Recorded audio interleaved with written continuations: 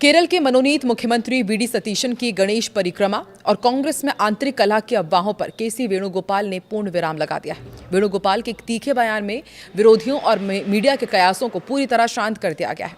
आइए जानते हैं कि आखिर वेणुगोपाल ने ऐसा क्या कहा है जिसने केरल में कांग्रेस की एकजुटता और सीपीएम और बीजेपी के लिए एक नई कहानी लिख दी है। देखते हैं। नमस्कार, मैं हूं आकांक्षा और आप देख रहे हैं न्यूज 18 का डिजिटल प्लेटफॉर्म। केरल विधानसभा चुनाव 2026 में यूनाइटेड डेमोक्रेटिक फ्रंट यूडीएफ की प्रचंड जीत के बाद राज्य में मुख्यमंत्री पद को लेकर चल रही तमाम राजनीतिक अटकलों और अफवाहों पर पूरी तरह से विराम लग गया है। कांग्रेस के संगठन महासचिव और कद्दावर नेता केसी वेणुगोपाल के एक धमाकेदार बयान ने न केवल पार्टी के भीतर असंतोष की खबरों को खारिज कर दिया है, बल्कि उन विरोधियों के मुंह पर ताला लगा दिया है जो कांग्रेस में सिर्फ फटौवल और आंतरिक कलह की उम्मीद लगाए बैठे थे। दरअसल तिरुवनंतपुरम में मनोनीत मुख्यमंत्री वीडी सतीशन के साथ एक महत्वपूर्ण बैठक के बाद वेणुगोपाल और सतीशन दोनों मीडिया के सामने आकर के उन्होंने जो बातें कही उसने पूरी राजनीतिक बहस का रुख ही मोड़ दिया है। दरअसल पिछले कुछ दिनों से मीडिया और विपक्षी दलों द्वारा ये नैरेटिव बनाने की कोशिश की जा रही थी कि केरल कांग्रेस में सीएम पद को लेकर भारी गुटबाजी चल रही है। चर्चाएं थी कि वीडी सतीशन के नाम पर केसी वेणुगोपाल और रमेश चेन्निथला जैसे वरिष्ठ नेता पूरी तरह सहमत नहीं है और सतीशन द्वारा लगातार किए जा रहे दौरों को इसी कलह को शांत करने की मजबूरी बताया जा रहा था। इन सभी कयासों को सिरे से खारिज करते हुए केसी वेणुगोपाल ने बेहद सख्त और स्पष्ट लहजे में कहा है कि इस मुलाकात में कुछ भी असामान्य या अजीब नहीं है। वीडी सतीशन केरल के अगले मुख्यमंत्री बनने जा रहे हैं। पार्टी हाईकमान ने यह फैसला लिया है और हम सभी इस फैसले का पूरी तरह सम्मान करने के लिए बाध्य हैं।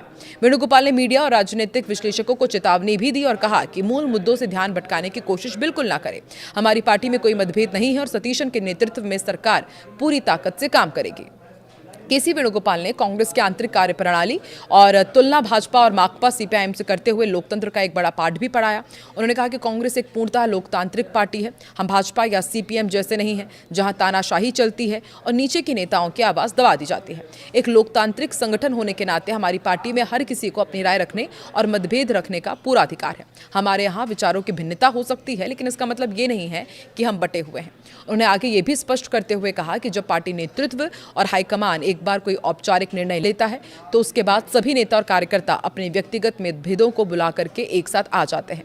वीडी सतीशन के मामले में भी यही हुआ है। आज पूरी केरल कांग्रेस और यूडीएफ उनके पीछे चट्टान की तरह खड़ी है। वेणुगोपाल ने यह भी घोषणा की कि सतीशन के शपथ ग्रहण समारोह में देश के सभी राज्यों के कांग्रेस मुख्यमंत्री शामिल होंगे, जो ये दिखाएगा कि पार्टी इस सरकार को लेकर कितनी गंभीर और एकजुट है। वेणुगोपाल के इस तीखे और रणनीतिक बयान ने उन लोगों की बोलती बंद कर दी है जो केरल में कांग्रेस की सरकार बनने के पहले ही उसके गिरने या कमजोर होने की भविष्यवाणियां कर रहे थे।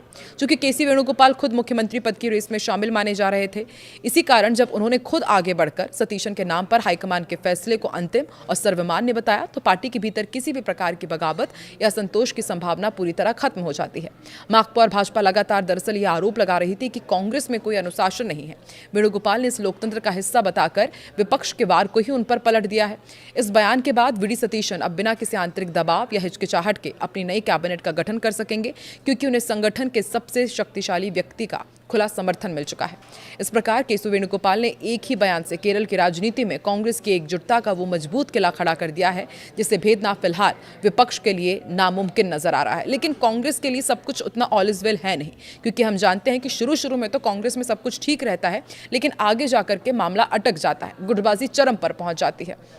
अभी तो केसी वेणुगोपाल ने डैमेज कंट्रोल कर लिया है, लेकिन क्या आने वाले दिनों में वेणुगोपाल और सतीशन के बीच तनाव का माहौल हो सकता है? क्या कांग्रेस फिर से गुटबाजी में बढ़ सकती है केरलम में? आपको क्या लगता है? कमेंट सेक्शन पर अपनी राय जरूर दें।